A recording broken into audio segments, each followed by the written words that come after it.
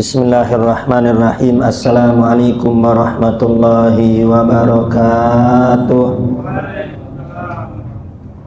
Alhamdulillah, wassalatu wassalamu ala rasulillah Sayyidina Muhammad ibni Abdillah wa ala alihi wa sahbihi wa man walah. Wala hawla wala quwata illa billahil aliyyil azim. Amma ba'du. Yang saya hormati para orang tua, para sesepuh, para asatidah, wabil khusus Al-Mukarram Pamanda Al-Ustadz Muzaki, wal Mukarram Ayahanda Aba Mujib, hadirin bapak-bapak yang dimuliakan Allah Subhanahu wa taala. Alhamdulillah, berkat taufik hidayah serta maunah dari Allah Subhanahu wa taala, kita kembali berkumpul di majelis rutin kita setiap malam Ahad. Semoga perkumpulan kita ini mendatangkan ridho dari Allah Subhanahu wa taala. Allah ampuni segala dosa-dosa kita, baik yang besar maupun yang kecil, yang disengaja maupun yang tidak disengaja, yang zahir maupun yang batin. Semoga diampuni oleh Allah. Allah ganti kesalahan-kesalahan kita dengan kebaikan, dan semoga dengan berkah majelis ilmu segala hajat-hajat kita, segala harapan-harapan kita, segala cita-cita kita, baik harapan dunia maupun harapan akhirat, semoga dikabulkan oleh Allah Subhanahu wa taala. Yang belum tercapai, yang belum terwujud, semoga segera dikabulkan oleh Allah Subhanahu wa taala. Yang sakit di antara kita diangkat segala penyakitnya, baik penyakit zahir maupun penyakit batin, semoga disembuhkan oleh Allah Subhanahu wa taala. Allah bersihkan hati kita dari sifat iri, dengki, hasud, sombong dan lain sebagainya. Yang sakit di antara kita diangkat segala penyakitnya. Yang sudah wafat di antara kita dan keluarga kita, semoga diterima amal solehnya, diampuni dosa-dosanya, dijadikan kuburnya raudhah min riyadil jannah. Amin Allahumma amin. Dan kita mohon kepada Allah, semoga putra-putri kita dijadikan putra-putri yang soleh wassolehah, menjadi ahli ibadah, menjadi ahli sujud, menjadi ahli ilmu, menjadi orang-orang yang takut kepada Allah, dijauhkan dari pergaulan-pergaulan yang tidak baik. Yang masih sekolah, semoga diberikan ilmu yang manfaat dan barokah. Yang belum bekerja, diberi pekerjaan yang berkah. Yang belum menikah, semoga diberikan jodoh yang soleh wassolehah. Dan semoga duduknya kita pada malam ini dicatat oleh Allah sebagai amal soleh yang memudahkan kita untuk masuk ke dalam surganya Allah. Amin Allahumma amin. Sebelum kita mulai taklim kita, terlebih dahulu kita baca Al-Fatihah untuk muallim kitab dan untuk guru-guru kita yang sudah mendahului kita. Al-Fatihah Ruhi Al-Imam Ibnu Hajar Al-Asqalani, Said Ali bin Abbas Al-Maliki, Syekh Sulaiman An-Nuri, bin Ahmad bin Hasan Fatak, bin Muhammad bin Ahmad bin Hasan Fatak, bin Saleh bin Hasan Hamid, bin Abu Bakar bin Nasir, bin Abdullah bin Mahsin Al-Tas, bin Husain bin Abu Bakar Idrus, bin Hasan bin Al-Haddad, wa kaji Asyib As'ari, kaji Khalil Abangkal, kaji As'ad Samsul Arif, kaji Nur Ali, wa kaji Ahmad Marzuki, wa Mbah Mumun Zubair, wa Jamil Awliya, wa Labtaf, wa Amjad, wa Tasri Badilai Salihin, wa Jamil Awliya fi hadal ba'i min masyayih hadal jamurab biruhin Nabi Habib Naqib bin Sahih bin Salim. Thumma nari jami'a abaina mahatina jadda-jaddatina kulli tasallah haditin Nabi Muhammadin sallallahu alaihi wasallam. Fatihah. A'udzubillahi minasyaitonir rajim. Bismillahirrahmanirrahim. Alhamdulillahirabbil alamin arrahmanir rahim maliki yaumiddin. Iyyaka na'budu wa iyyaka nasta'in. Ihdinas shiratal mustaqim. Shiratal ladzina an'amta 'alaihim ghairil maghdubi 'alaihim waladdallin. Amin. Kemarin kita sudah membaca mengenai hadis dari Wabisah bin Ma'bad Al-Juhani, yang mana Nabi besar Muhammad sallallahu alaihi wasallam ra'a rajulan, Rasul melihat ada seseorang yusolli khalfas saffi, yang sholat di belakang shaf wahdah sendirian.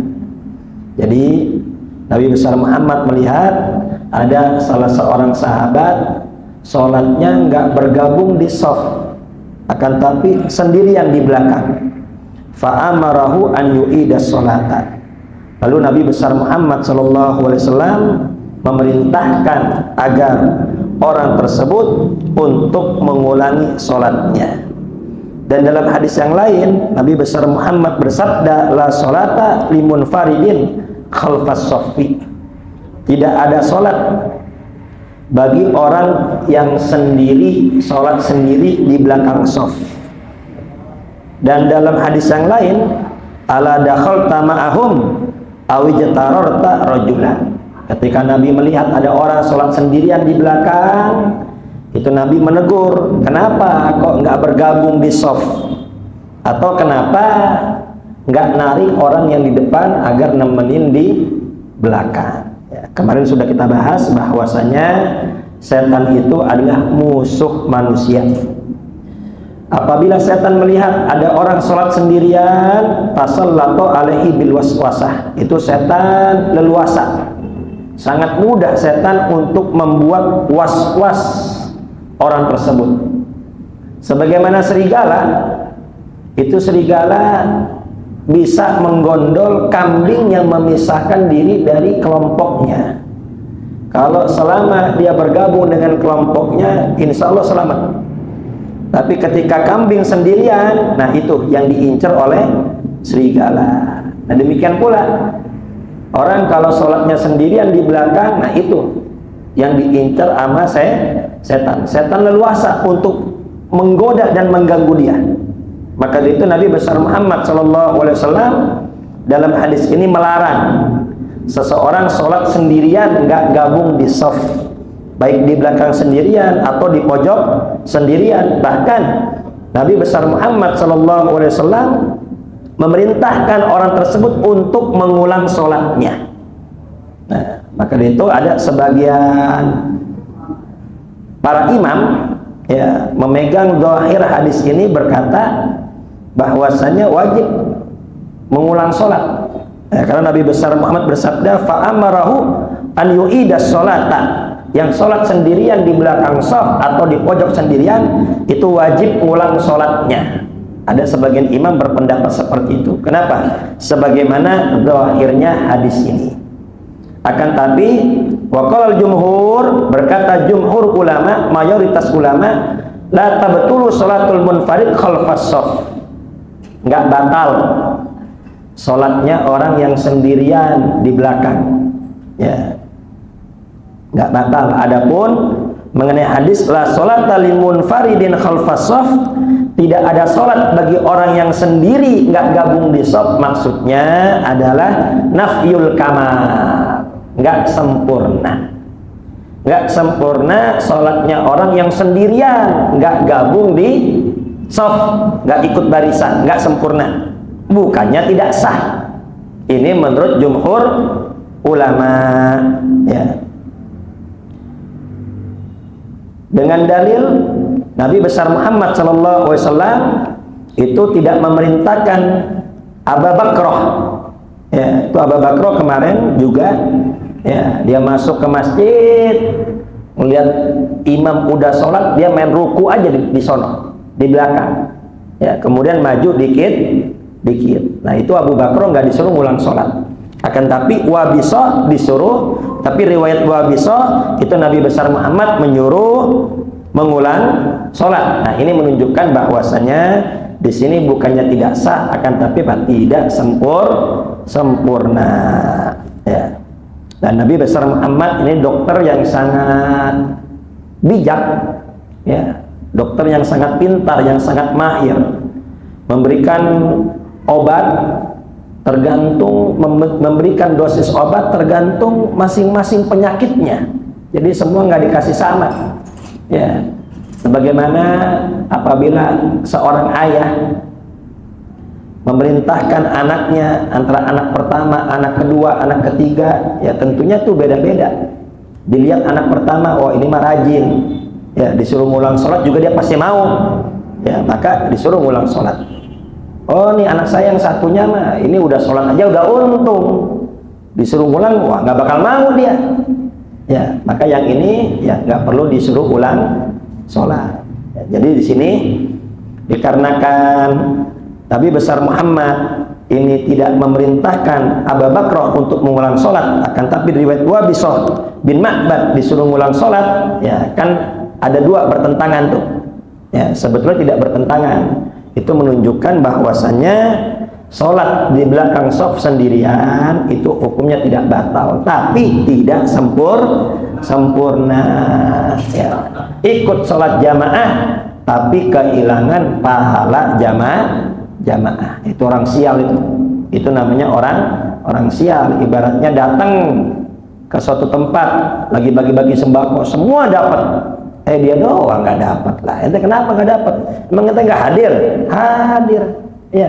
Tapi di belakang sendirian, kan sial yang begitu. Ya. Jadi di sini hadis ini Nabi besar Muhammad memerintahkan kepada kita hendaknya bergabung di shaf, jangan mojok sendirian, jangan di belakang sendirian. Seandainya nggak muat, udah full, ya kita sholat di belakang sendirian, ya dilihat udah nggak ada yang uduk lagi, udah nggak ada yang ikut lagi. Nah, ini bagaimana? Awijatarorta rojula. Maka kita boleh untuk narik orang yang di depan kita untuk mundur ke belakang. Tapi yang ditarik yang sekiranya paham. Kalau ditarik nggak paham, bisa-bisa berantem. Apa-apaan nanti? Lagi sholat megang-megang, narik-narik. Nah, ini kan repot juga nih. Makanya pentingnya belajar. Jadi orang kalau belajar itu, insya Allah dia terjaga dari kesalahan. Ya.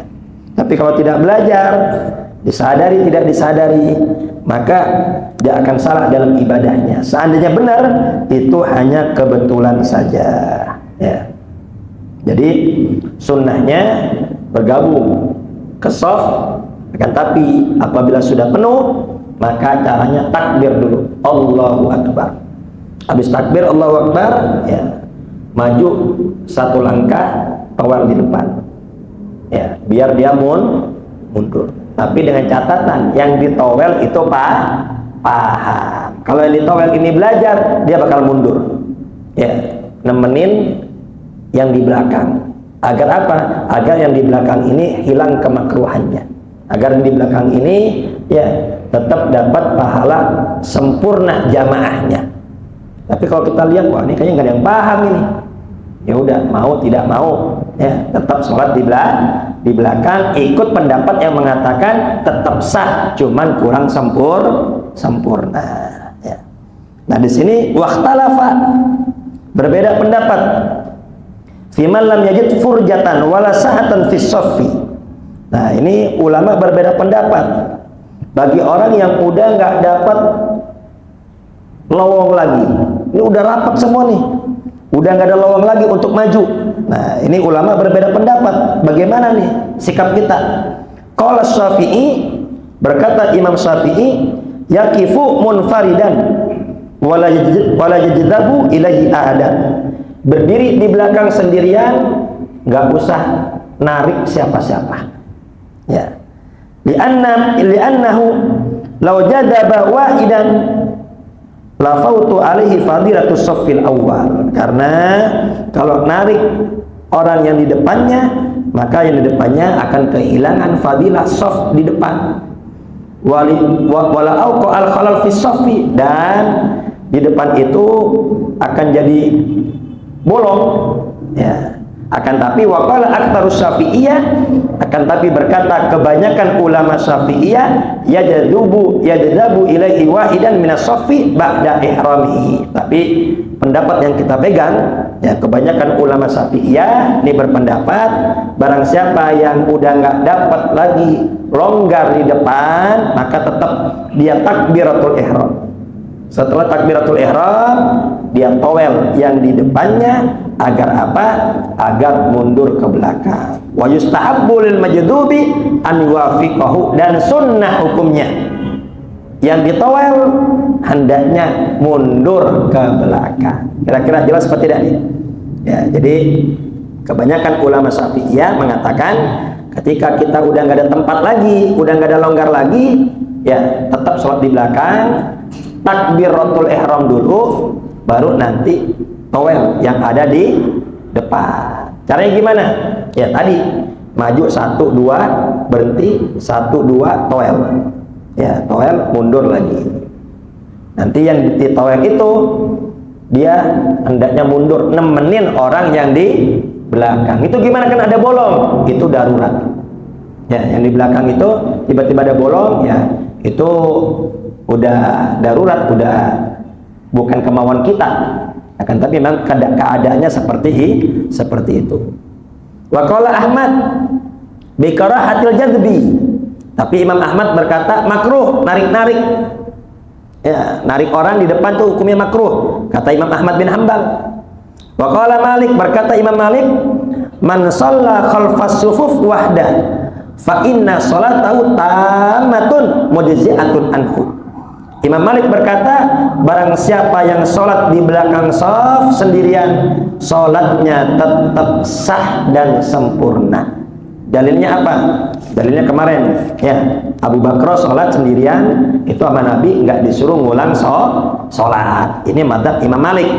Ya, wala yadzabu ilahi ahdan, dan nggak usah narik yang ada di depannya. Wa man jadzaba ahadan yuqimahu ma'ahu fala yutbi'uhu. Ya, barang siapa ada yang narik untuk mundur ke belakang, maka nggak usah diikuti. Ya.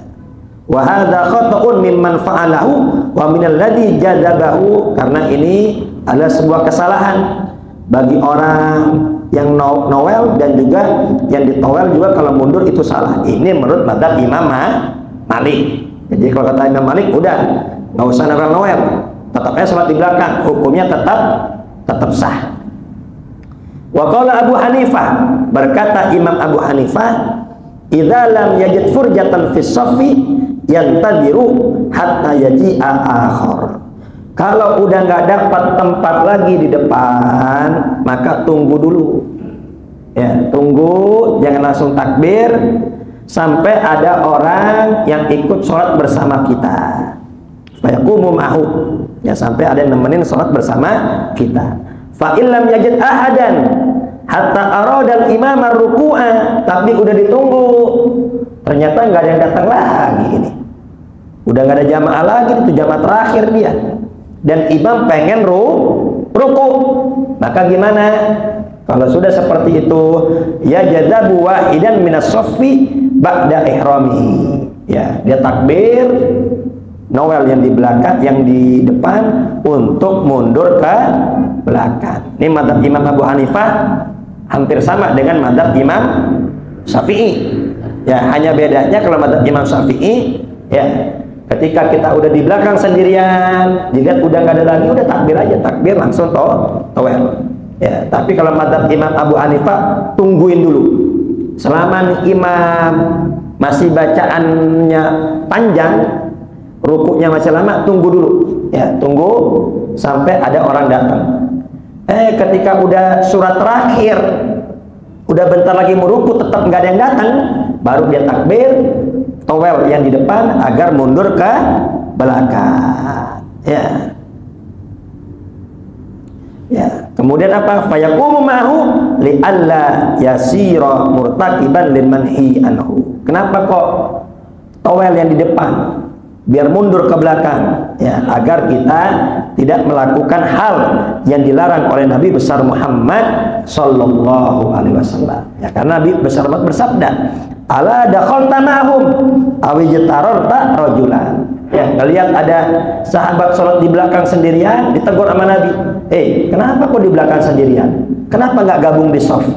Seandainya penuh, kenapa kok nggak narik yang ada di depan? Nah, makanya madzhab Imam Abu Hanifah dan madzhab Imam Syafi'i mengamalkan hadis ini. Ya, Nabi yang memerintahkan tarik yang di depan. Ya, kalau kita nggak narik berarti apa? Kita nggak ngerjain yang dilarang oleh Nabi besar Muhammad sallallahu alaihi wasallam. Ya, jadi intinya di sini kenapa saya sampaikan pendapat Imam Ahmad bin Hambal, pendapat Imam Malik, ya, ini buat wawasan bagi kita, ya, buat wawasan bagi kita bahwasanya dalam hal ini memang ulama berbeda pendapat. Akan tapi di sini yang kuat adalah pendapat Imam Syafi'i. Kenapa? Karena semua hadis diamalkan. Ya, semua hadis diamalkan. Ya, hadis Abu Bakar yang mana tidak diperintah untuk mengulang sholat, ya, itu tetap dipakai.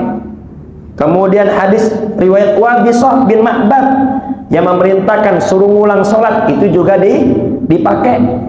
Hadis riwayat Tabrani, ya, Nabi memerintahkan untuk narik yang ada di depan, ini juga dipakai. Semua diamalkan oleh Imam Syafi'i. Ya, hadis yang mengatakan ini kok disuruh ngulang, yang ini nggak disuruh ngulang. Itu maksudnya bagaimana? Itu maksudnya adalah bagusnya. Bagusnya itu diulang. Ya, kalau sholat sendirian di belakang nggak ada temennya, bagusnya ngulang lagi. Tapi seandainya nggak ngulang juga tidak apa-apa. Nah, itu kan semua diamalkan semua. Ya, riwayat itu semua diamalkan. Nah, kalau Imam Malik, ya kalau kata Imam Malik, sholat di belakang udah di belakang aja, nggak usah narik-narik. Ya, itu gimana tuh hadis mengenai Nabi besar Muhammad nyuruh narik?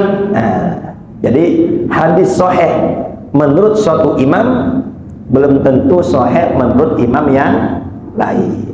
Jadi seperti itu. Jadi di sini kesimpulan dari pelajaran yang dapat kita ambil dari hadis ini, yang pertama adalah tolabu i'adati sholati man shalla khalfas shaffi. Ya, di sini hadis anjuran untuk mengulang sholat bagi orang yang sholatnya di belakang sendirian. Kenapa? Wa hikmatu dzalika, kenapa kau disuruh ngulang? Anna man shalla munfaridan khalfas shaffi tasallatu alaihi syaitan. Karena orang yang sholat sendirian di belakang shaf atau di pojokan itu adalah orang yang dikuasai oleh setan. Setan sangat mudah itu untuk ngobok-ngobok dia, untuk bikin was-was dia, sehingga fayusgilu antamamil khusu' wal munajat. Dia nggak bisa sempurna untuk khusyuk dan munajat kepada Allah Subhanahu wa ta'ala. Beda hal idza kana multa'iman fi shaffi. Kalau dia gabung di shaf, rapat di shaf, fala yaqwa alaihi syaitanu, maka setan nggak punya kuasa. Setan lemah. Dia nggak punya kekuatan untuk berkuasa mengganggu orang yang sholat. Liqauli sallallahu alaihi wasallam, karena sabda Nabi besar Muhammad, yadullahi ma'al jamaah. Ya, pertolongan Allah itu ada ketika kita berjamaah. Ketika kita berjamaah, kita bersatu, kita kompak, ya, tidak bercerai-berai, di situ ada pertolongan dari Allah Subhanahu wa ta'ala. Akan tapi kalau kita memisahkan diri, nggak mau bersatu, nggak kompak, maka apa? Itu nggak ditolong oleh Allah Subhanahu wa ta'ala. Jadi di sini juga pelajaran bagi kita untuk bersatu sesama umat Islam. Ya. Jadi sekuat apapun kita, sebanyak apapun kelompok kita, tapi ketika kita bermusuhan, bercerai-berai, maka kita lemah. Kenapa kita lemah? Karena nggak ada pertolongan dari Allah. Dan musuh akan mudah mengalahkan kita. Tapi meskipun kita sedikit, meskipun jumlah kita nggak banyak, tapi kita kompak, tapi kita bersatu, hati-hati kita satu, ya, di situ kita kuat. Kenapa bisa kuat? Karena ada pertolongan dari Allah. Dan musuh, ya, dibuat haibah, dibuat takut itu untuk mengganggu umat Islam. Ya, kemudian yang kedua, ada musihati sholatil munfarid khalfas shaffi. Ya, tidak sah orang yang sholat sendirian di belakang shaf. Ya, ini khilaf. Ada yang mengatakan sholat sendirian di belakang itu tidak sah. Tapi jumhur ulama, mayoritas ulama mengatakan cuman makruh saja. Ya, di belakang sendirian hukumnya makruh. Dan hadis ini adalah al-hattu ala itmamis sufuf, anjuran untuk merapatkan shaf. Jadi shaf itu harus rapat, harus bagus.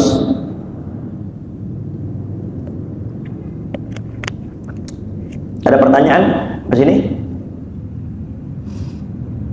Kita lanjutkan hadis an Abi Hurairah radhiyallahu anhu qala, dari Abu Hurairah semoga Allah meridhai beliau berkata, qala Nabi sallallahu alaihi wasallam, telah bersabda Nabi besar Muhammad sallallahu alaihi wasallam, idza sami'tumul iqamah, kalau kalian sudah mendengar qomat panggilan salat, famsu ila sholah. Ya, kalau kalian mendengar panggilan sholat, baik itu adzan, baik itu qomat, famsu ila sholah, maka berjalanlah ke masjid untuk mengerjakan sholat. Wa alaikumus sakinata wal waqar. Wa alaikumus sakinah wal waqar. Ya, wa alaikumus sakinatu wal waqar, dan hendaknya jalan ke masjidnya as-sakinah, tenang, wal waqar, penuh dengan wibawa, ya, wala tasri'u, jangan buru-buru, jangan sambil lari, jangan tergesa-gesa, ya. Fama adraktum fasallu wa ma fatakum fa'atimu. Jadi kalau mau ke masjid, ya, datangnya jangan lari dan juga jangan tergesa-gesa meskipun itu udah qomat, ya, seperti normalnya kita berjalan saja. Fama adraktum fasallu, yang kita dapat sama imam sholatnya. Kalau kebetulan masih dapat imam, sholat bersama imam, ya. Fama adraktum fasallu, ya. Kalau dapat jamaah sama imam, alhamdulillah ikut sholat, ya. Kalau kita nggak ketinggalan, alhamdulillah kita ikut sama imam. Wa ma fatakum fa'atimu, kalau nanti ternyata ketinggalan rokaat, 1 rokaat, 2 rokaat, 3 rokaat, tinggal fa'atimu, nanti habis salam imam tinggal tambah sempurnakan, ya. Al-makna al-ijmali, makna secara global, al-qadimu ila shalah fil masajid ma'murun bil waqari was sakinati wa adamil isra'i wal iltifat fa huwa fi sholati hukman. Orang yang datang ke masjid untuk sholat itu dianjurkan dengan penuh wibawa, ya. Jadi jalan ke masjid itu udah banyak zikir, udah banyak ingat kepada Allah Subhanahu wa ta'ala. Dia datang ke masjid untuk apa? Untuk menghadap kepada Allah. Jangan sambil main HP, jangan sambil ngobrol, ya. Kalau sambil main HP, Facebookan, WhatsAppan, TikTokan, nanti pas sholat ke bawah tuh, ya, ke bawah. Yang tadi habis di main itu ke bawah. Atau sambil ngobrol ke masjid, ya, nanti itu obrolan sebelum sholat ke bawah di dalam sholat. Hendaknya bil waqar, ya, penuh dengan wibawa, ya, penuh dengan khusyuk. Hadirkan hati kita zikir, sambungkan hati kita kepada Allah Subhanahu wa ta'ala. Was-sakinah, tenang, ya, jalannya yang tenang. Wa adamil isra'i, jangan buru-buru, ya, kecuali ini orang memang jalannya seperti itu, ya, jangan tergesa-gesa, jangan terburu-buru, ya. Kenapa? Karena kalau udah tergesa-gesa, terburu-buru, akhirnya apa? Nyampe takbir ngos-ngosan. Betul apa tidak? Kan lari dia lari, atau jalannya agak cepat. Pas takbir bisa gak dibaca? Ini kadang baca nggak nyampe. Kenapa? Udah ngos-ngosan, ya. Untuk baca 1 ayat aja tuh nggak nyampe napasnya. Kenapa? Udah ngos-ngosan, ya. Jadi baca Quran udah nggak enak, baca zikirnya udah nggak enak. Kenapa? Karena sambil ngos-ngosan. Maka itu jalan yang tenang, ya. Dapat bersama imam, alhamdulillah, ya. Kalau tiba-tiba ketinggalan, tinggal sempurnakan saja, ya. Wal iltifat fa huwa fi sholati hukman, demikian juga jalan ke masjid jangan banyak noleh, ya. Jadi bayangkan kita udah siap-siap untuk sholat, bayangin ini belum sholat, padahal ini kita belum sholat, itu diperintahkan jangan banyak noleh, ya. Jangan banyak noleh kanan, noleh kiri. Kenapa? Ya, karena yang kita lihat nanti akan mempengaruhi kekhusyuan dalam sholat kita. Ya, bukan berarti kita nggak negur orang yang ada di kanan kiri, ya, ya tegur sapa, ya tetap tegur sapa. Akan tapi Pak, jangan terlalu nyari tahu, ya, nyari tahu kanan kiri. Ini di luar sholat aja kita udah diperintahkan udah untuk khusyuk, ya, apalagi pas sholat, ya, pas sholat masih tolak-toleh. Nah, ini lebih dilarang lagi ini. Kan ada, ya, lagi sholat nengok kanan, nengok kiri, kebiasaan itu, bahkan sampai nengok ke belakang. Ya, hati-hati nih, kalau udah kebiasaan sulit ini untuk dihilangkan.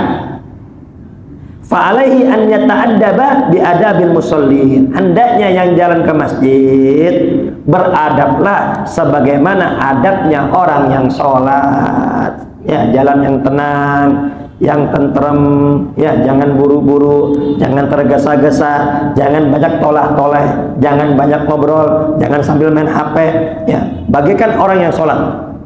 Jadi kalau mau khusyuk dalam sholat, dari sebelum sholat aja sudah berusaha hadirkan hati kita.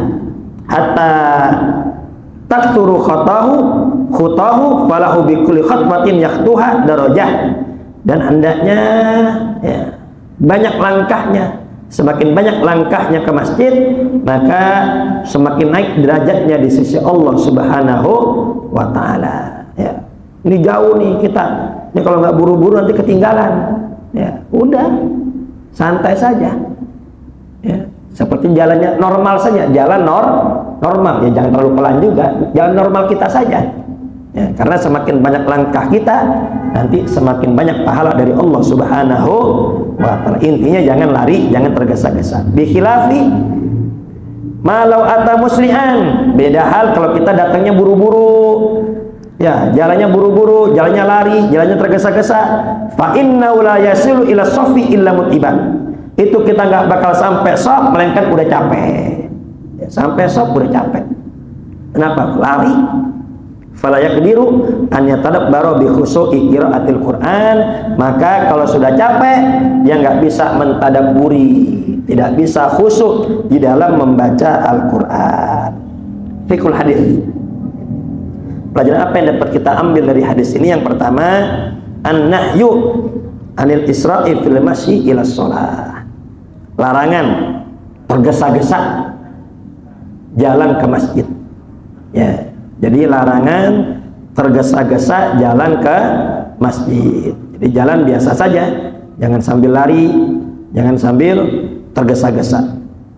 Yang kedua, al-hattu ala ta'anni wal waqari halal maji'i ila shalah. Dianjurkan jalan dengan tenang, penuh wibawa, ya, ketika datang ke masjid untuk sholat.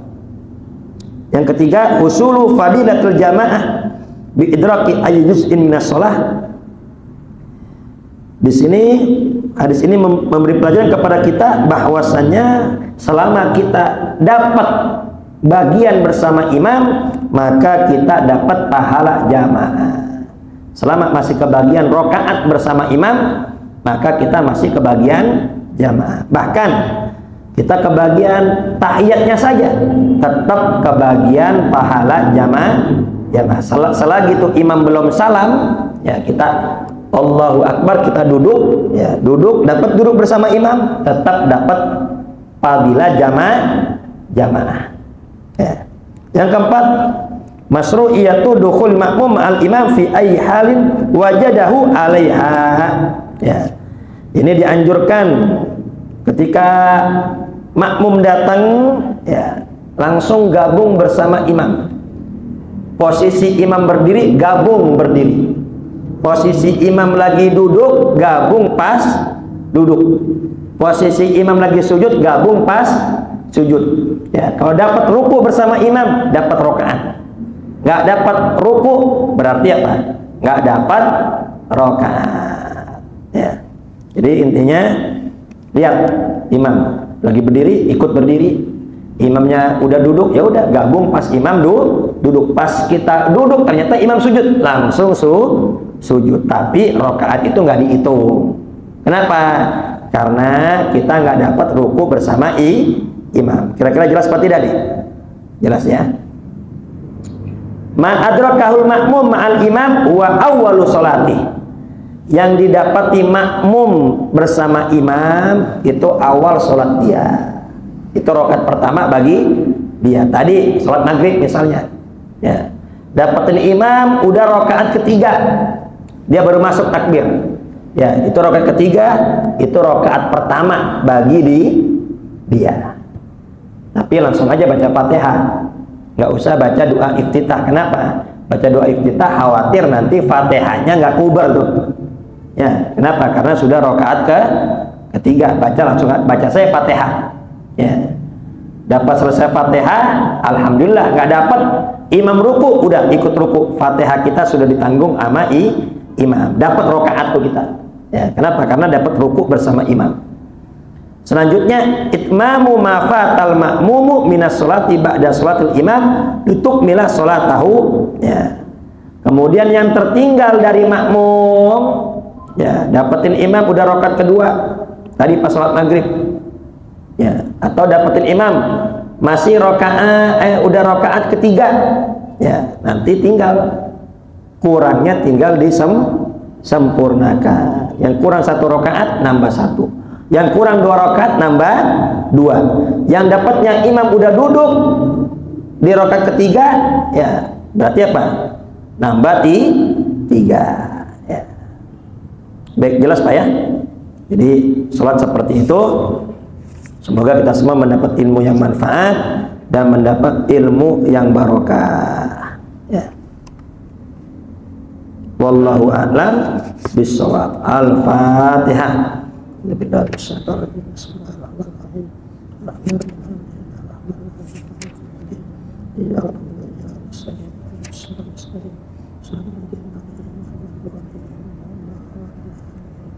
Ya, jadi ini udah belajar, hendaknya kita praktekin.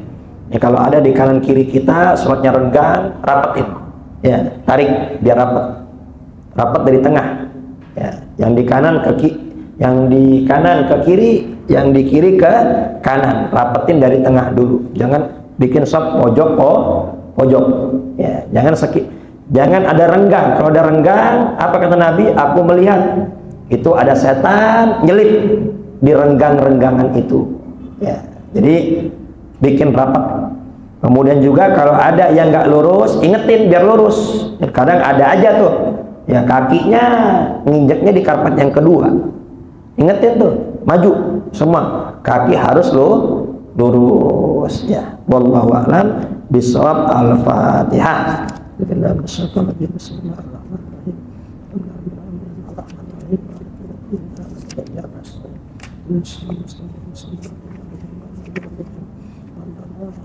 Ya Rahman Rahimin, Ya Rahman Rahimin, Ya Rahman Rahimin, farij alal muslimin. Rabbana taqabbal minna innaka antas samiul alim wa tub alaina innaka antat tawwabur rahim. Rabbana atina fid dunya hasanah wa fil akhirati hasanah wa qina adzabannar. Wa sallallahu alaihi Muhammadin wa ala alihi wasallam.